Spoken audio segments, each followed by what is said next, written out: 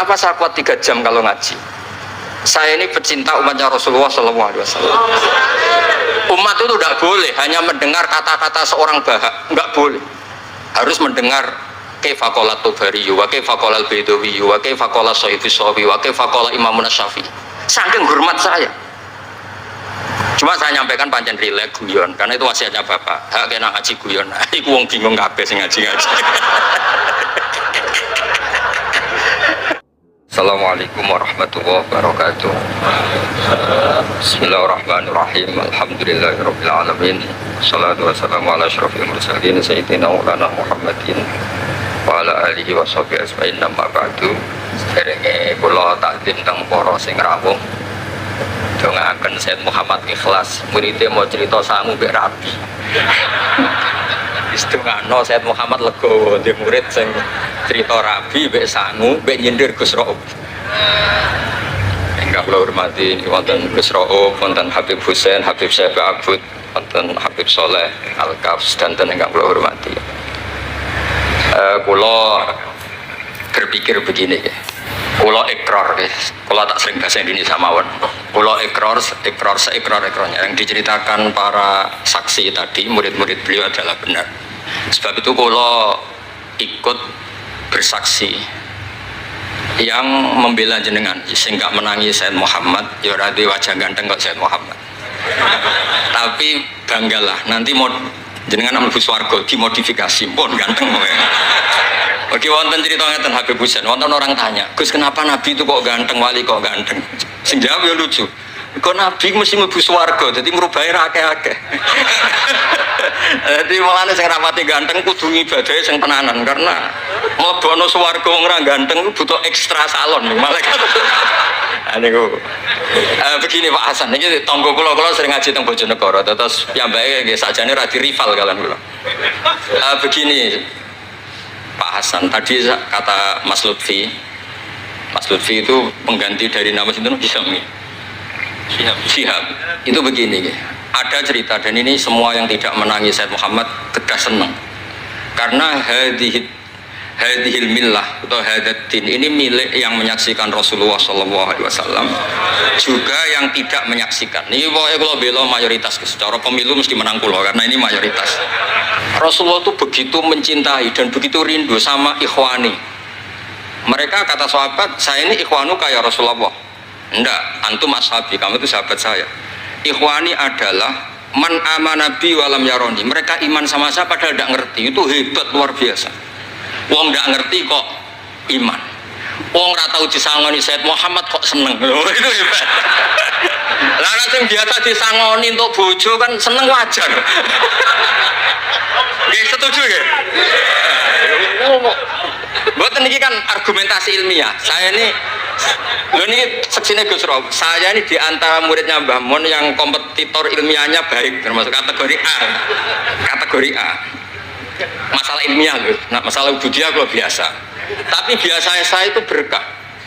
Nabi itu nggak pernah negur orang yang ibadahnya biasa-biasa saja. Yang ditegur adalah yang ibadahnya berlebihan. Itu Abdullah bin Amr bin As. Ngerti sampai? Yang ditegur sama yang nggak ditegur itu baik mana? Yang nggak ditegur.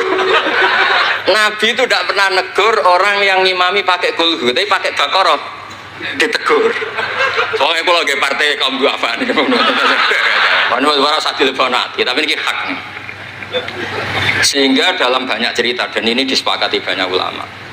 Uwais Al-Qarni itu lam yaltaqi Rasulullah SAW, walam yarahu. Hampir semua riwayat bilang Uwais Al-Qarni itu tidak melihat Rasulullah.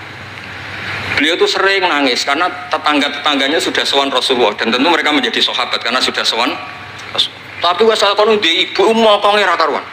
Ditinggal lu ra gelem, mokong cerewet ngamukan. Njuk nglayani Uwais Al-Qarni. Uwais Al-Qarni itu lebih berpegangan konstitusi bahwa birrul walidain terutama ibu itu amru Rasulillah. Ummuka. Tapi apa yang terjadi? Uwais Al-Qarni yang tidak pernah sowan Rasulullah digelari khairul qurun Uwais Al-Qarni karena taat ning gone mandate Rasulullah nggih niku khidmah kalian enten ibu.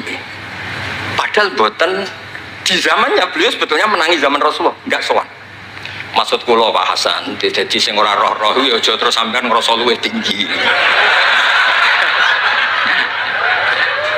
biasa mawon. Kabeh iku sementing ikhlas ridane Allah Subhanahu wa taala.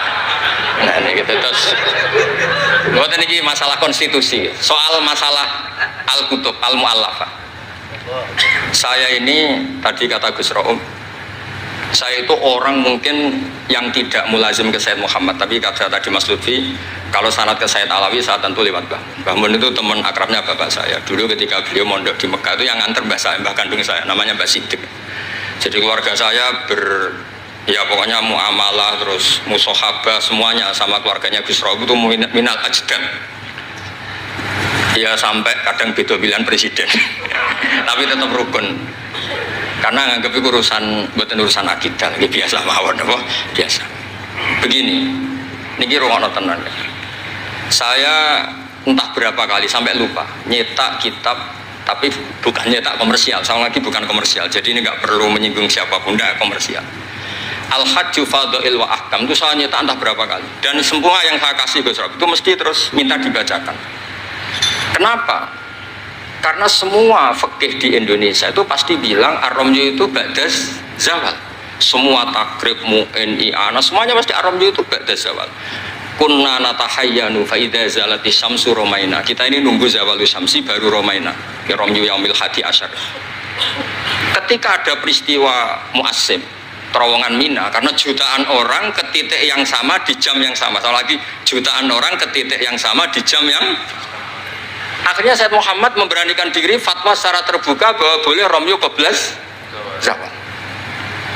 Mereka mesti komplain, iki kita apa? Sampai komplain, saya bilang ini yang ngarang putune Kanjeng Nabi. Kabeh bantah. Tak tudono takbir dan beliau cara ngendikan masuk akal. Ya ini sing sering haji napa mari sakniki haji yo wonten sing bisnis bareng wae sing haji lah iki cerita. Sing haji, cek sing bisnis sing haji tenan pokoke haji. Sebetulnya dalam romyu itu kan boleh nafar awal, berarti selesai tanggal 12 bisa nafar sani sampai tanggal 13. Terus kata Sayyid Muhammad, jika bisa iskotur romyu yauma salisa asar bil kulliyah, bisa menggugurkan romyu tanggal 13 bil kulliyah. Fali ayya juzat takdim min babi aula, apalagi ini sekedar takdimul waktu.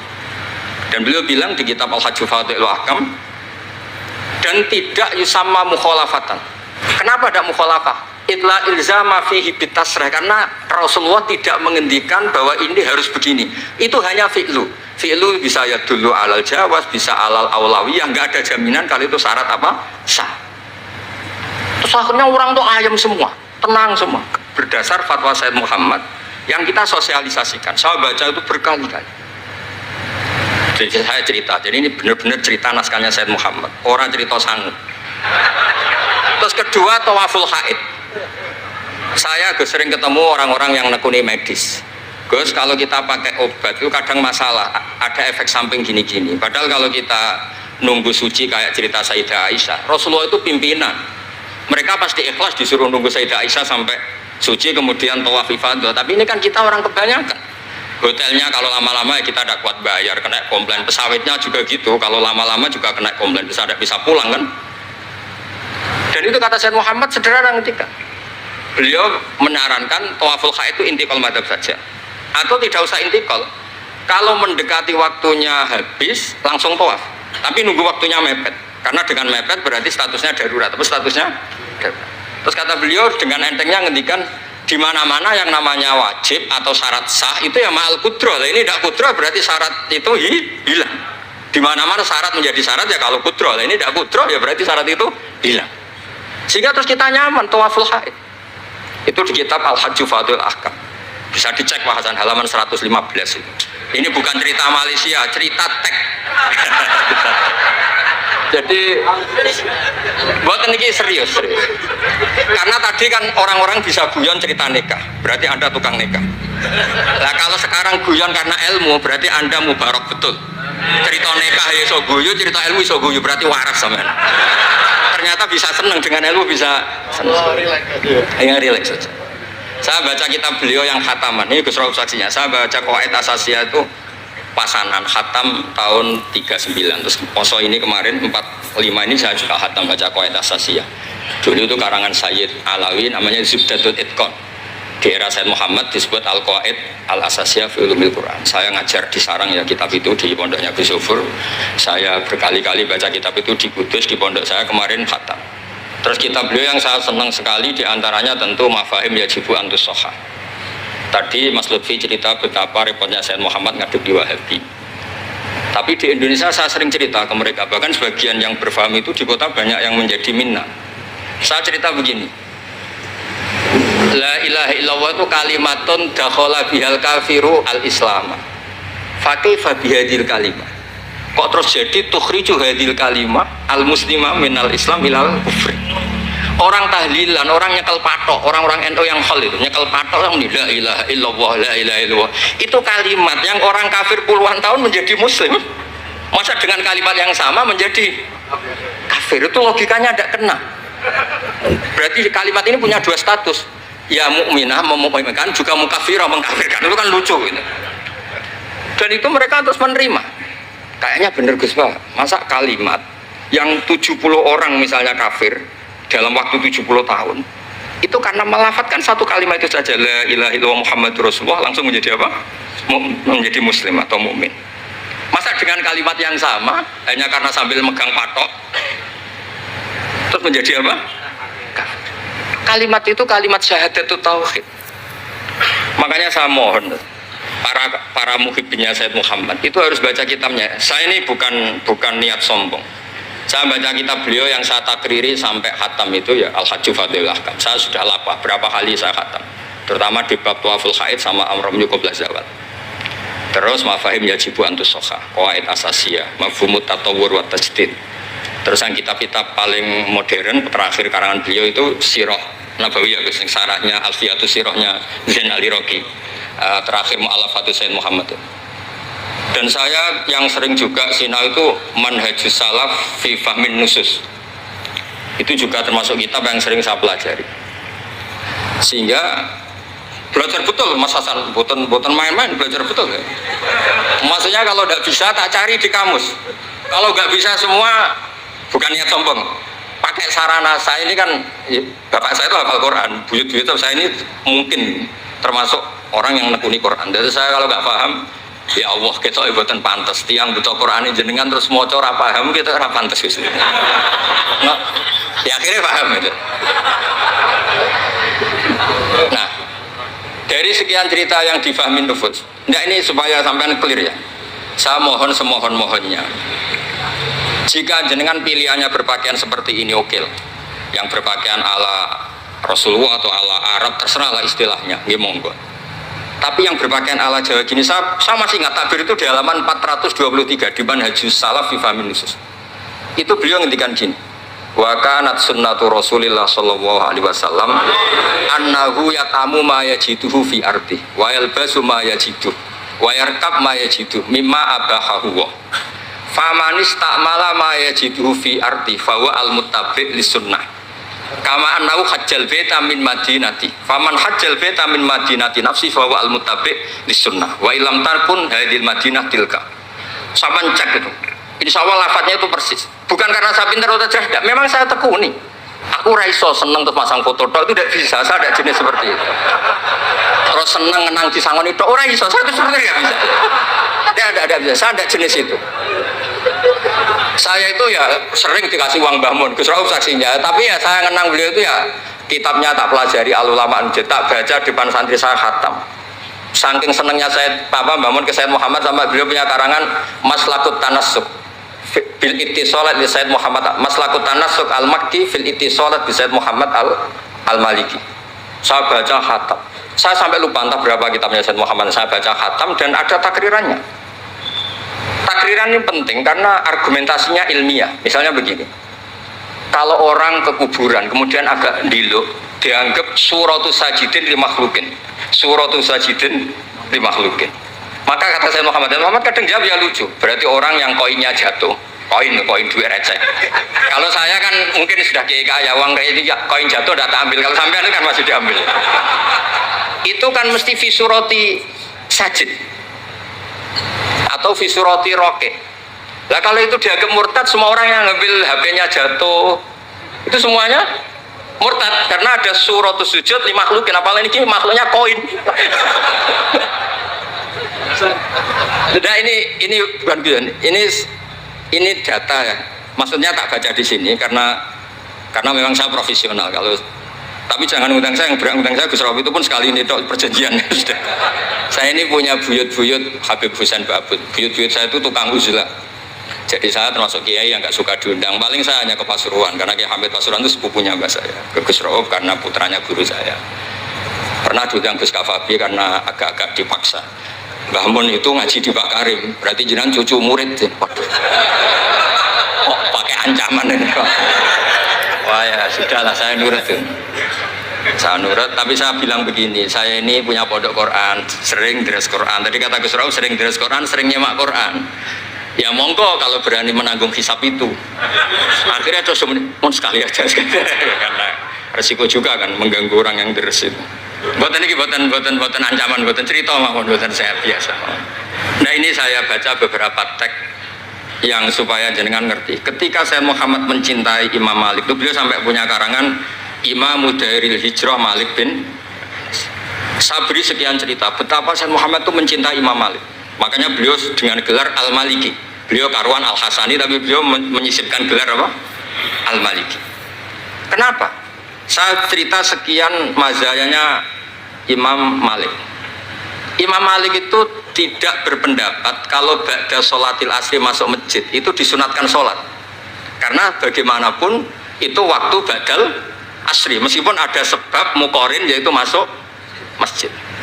Tapi beliau ada anak kecil, di sini ada takbirnya, ada anak kecil bilang ya syekh kum farkah, kamu ini sudah syekh sudah kiai masuk masjid dan sholat tahiyatul masjid, kum farkah. Beliau tidak debat, langsung sholat. Ketika ditanya innahu laisa bimadzhabik, itu tidak madzhab engkau ya Malik. Inni khasyitu an akuna minal ladzina idza qila lahum murka'u la yarka'u.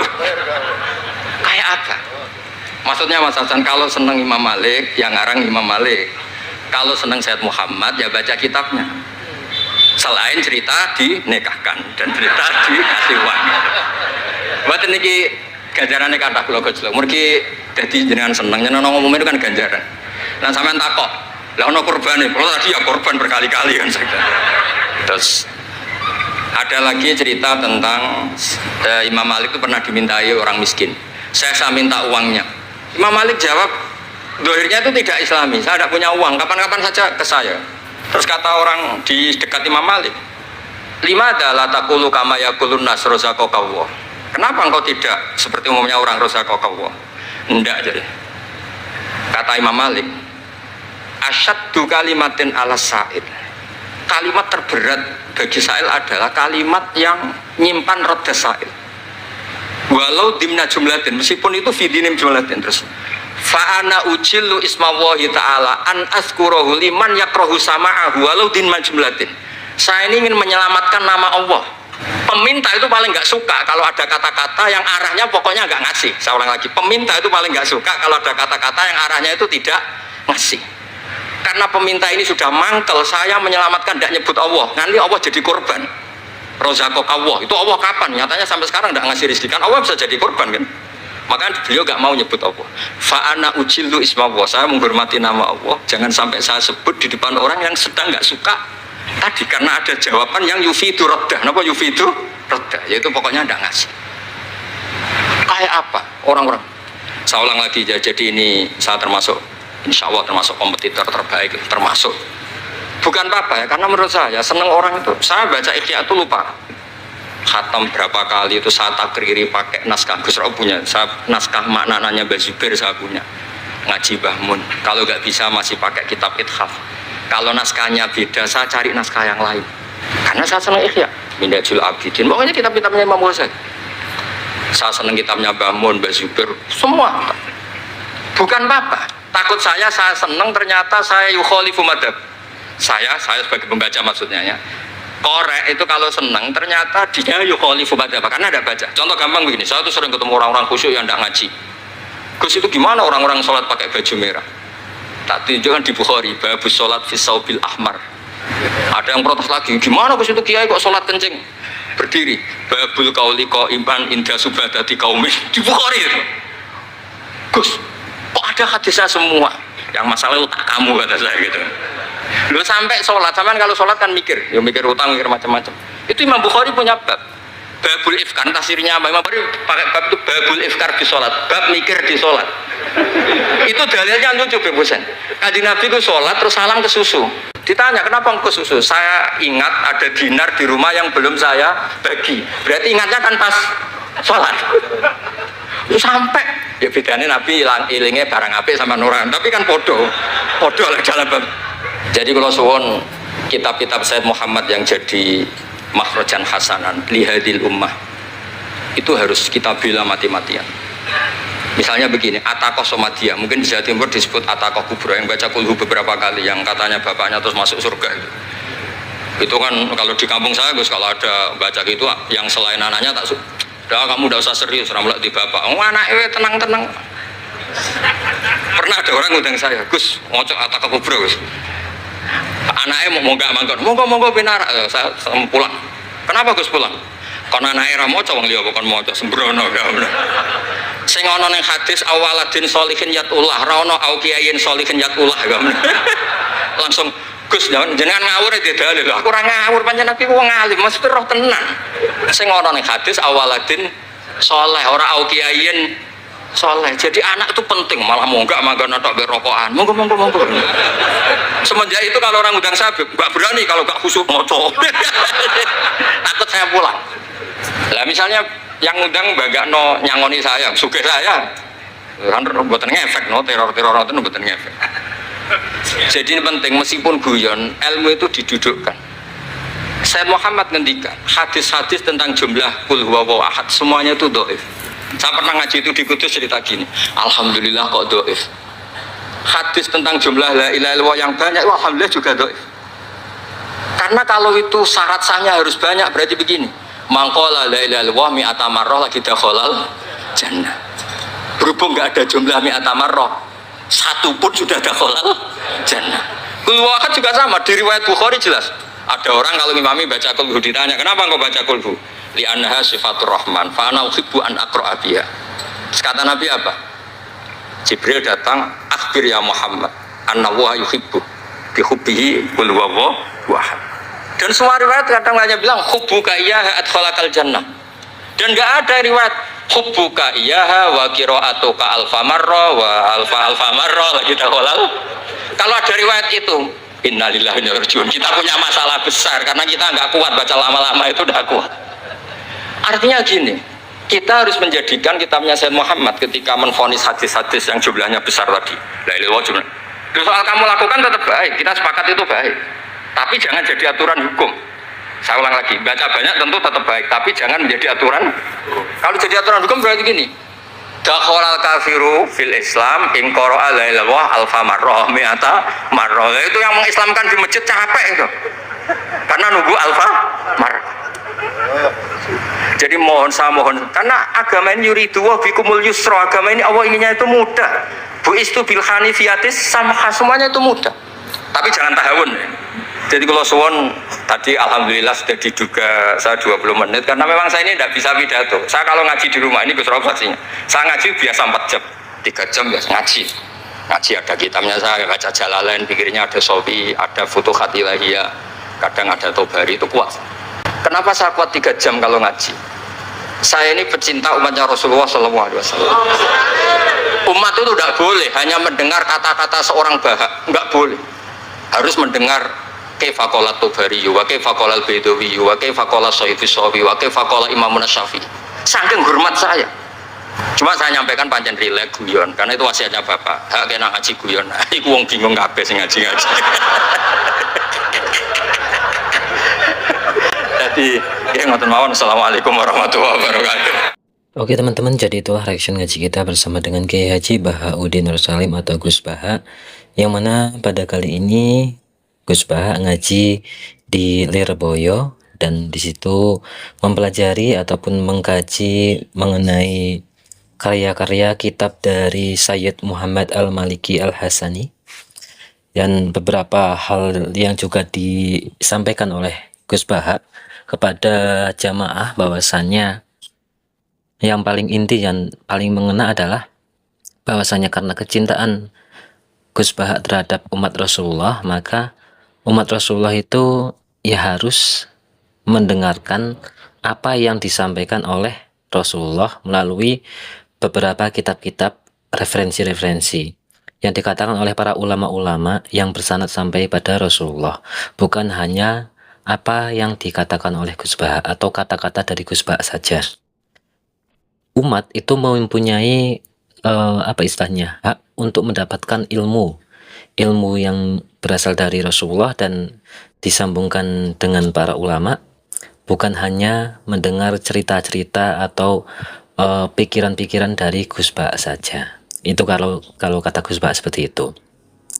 Maksudnya apa? Maksudnya itu adalah ulama, para dai atau para pendakwah itu juga harus menyampaikan sesuatu hal atau suatu ilmu yang berasal dari Rasulullah, itu yang berasal dari Allah tentu saja, itu melalui kitab-kitab yang bereferensi jelas ataupun bersanad ilmu yang jelas, misalkan dengan membaca kitab dan sebagainya. Tidak hanya sekedar mengaji yang nantinya hanya timbul guyon-guyon saja ataupun hanya kata-kata yang sedang viral-viral saja ataupun sebagainya.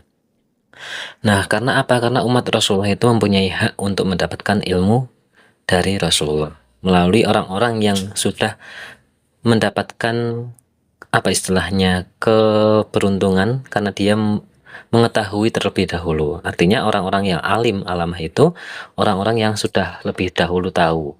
Maka dari itu orang-orang yang lebih dahulu tahu seharusnya menyampaikan apa yang ia ketahui tentang, terkhususnya adalah ilmu-ilmu dari Allah, ilmu-ilmu ketauhidan, ilmu keislaman, ilmu dari Rasulullah, disampaikan pada umat secara umum.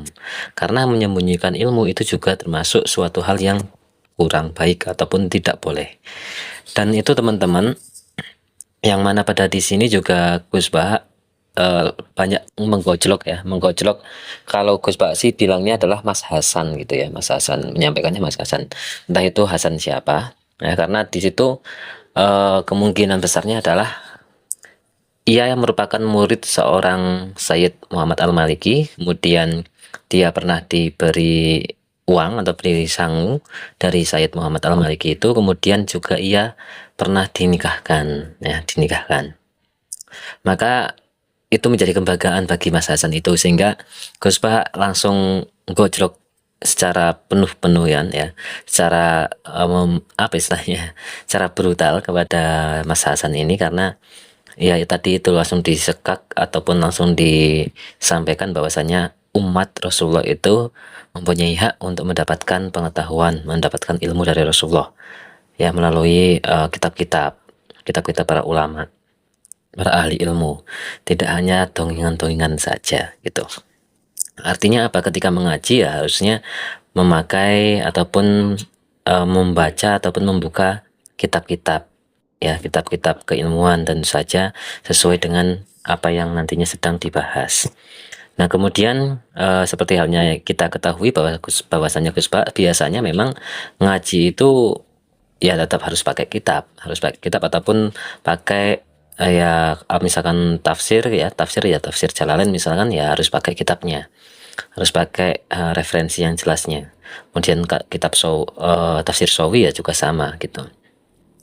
Dan tadi juga disampaikan tetapi Gus Baha meskipun umat itu mempunyai hak untuk mendapatkan ilmu dari Rasulullah, tetapi yang disampaikan oleh Gus Baha menyampaikannya itu secara apa istilahnya, cara banyak guyonannya.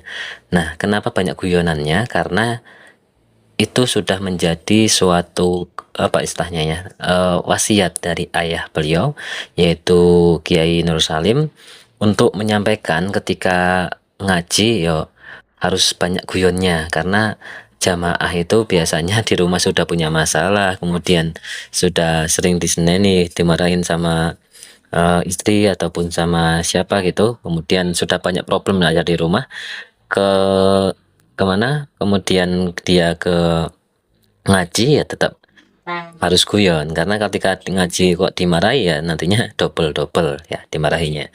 Itu ya teman-teman, yang jelas adalah ilmu yang disampaikan oleh Gus Bah ini adalah ilmu-ilmu yang tingkat berat ya, karena memang tadi juga disampaikan oleh Gus Bah ya, bahwasanya ini setiap apa yang disampaikan oleh yang dilakukan oleh Sayyid Muhammad Al-Maliki itu termasuk kitab-kitab yang termasuk apa ya, pemikiran-pemikiran, istihad-istihad fikih, istihad-istihad ibadah yang bersumber dan berdasar dengan keilmuan. Itu saja teman-teman, terima kasih. Semoga kita semua senantiasa sehat, senantiasa istiqomah ngaji bersama dengan Gus Bah. Semoga Gus Bah senantiasa sehat agar terus-menerus bisa ngaji bersama kita, dan juga semoga ini menjadi amal ibadah Gus Bah yang berkah dan berkahi untuk kita, menjadi ilmu yang manfaat dunia akhirat untuk kita semua. Sekali lagi terima kasih. Wassalamualaikum warahmatullahi wabarakatuh.